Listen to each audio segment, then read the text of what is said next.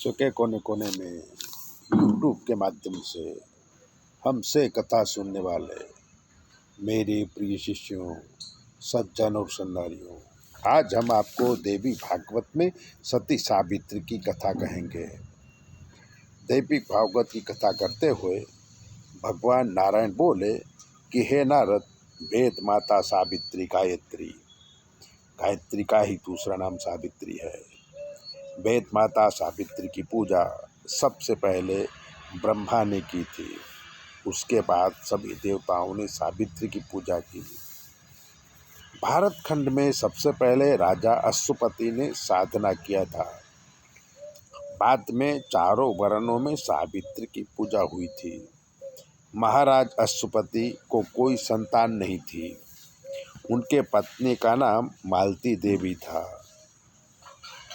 रानी मालती गुरु वशिष्ठ की आज्ञा से सावित्री देवी का अनुष्ठान किया, पर सफलता नहीं मिली तो लौट आई। तब राजा अश्वपति स्वयं पुष्कर क्षेत्र में जाके इंद्रियों के वश में करके कठोर तप किया। तब आकाशवाणी हुई कि महाराज, आप 10 लाख गायत्री जप करो। आकाशवाणी को सुनकर महाराज ने 10 लाख गायत्री मंत्र का जाप किया। तब माँ सरस्वती प्रसन्न हो गई, माँ सावित्री प्रसन्न हो गई और कहा कि महाराज, मैं आपके मन की बात जानती हूँ। आपकी पत्नी को पुत्र चाहिए और आपको पुत्र, मैं वरदान देती हूँ, दोनों की इच्छा पूरी होगी। आपको एक पुत्र और एक पुत्री प्राप्त होगी। सावित्री की आराधना से पुत्री का जन्म हुआ था, इसलिए राजा ने इनका नाम सावित्री रख दिया। सावित्री लक्ष्मी के अंश से पैदा हुई थी, तो बहुत सुंदर और प्रतिभावान थी।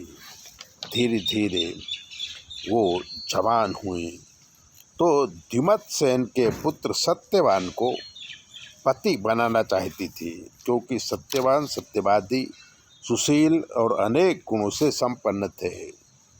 राजा ने सावित्री का विवाह सत्यवान से कर दिया। सावित्री जानती थी कि सत्यवान की आयुष्य कम है, इसलिए वो हमेशा सत्यवान के साथ रहती थी। एक बार सत्यवान फल और लकड़ी देने के लिए वन में गए। सावित्री भी साथ में गई। विधि के लेख के हिसाब से सत्यवान पेड़ से गिर गए और उनकी मृत्यु हो गई। तब यमराज सत्यवान का अंगूठा जितना शरीर लेके यमलोक जाने लगे। सती सावित्री भी यमराज के पीछे पीछे जाने लगी। तब यमराज बोले, कर्म योग भोगने के लिए तुम्हारा पति मृत्यु लोक में आया था।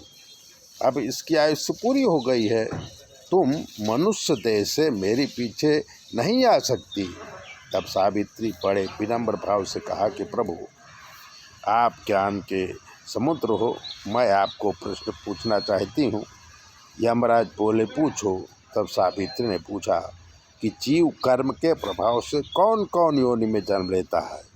नरक के कितने प्रकार हैं? कौन से कर्म से कौन से नरक में जाना होता है? यमराज बोले कि सावित्री, तुम बहुत छोटी हो, पर बातें ज्ञानियों की तरह करती हो। मैं तुम पर प्रसन्न हूँ, तुम चाहो वो वरदान मांग लो।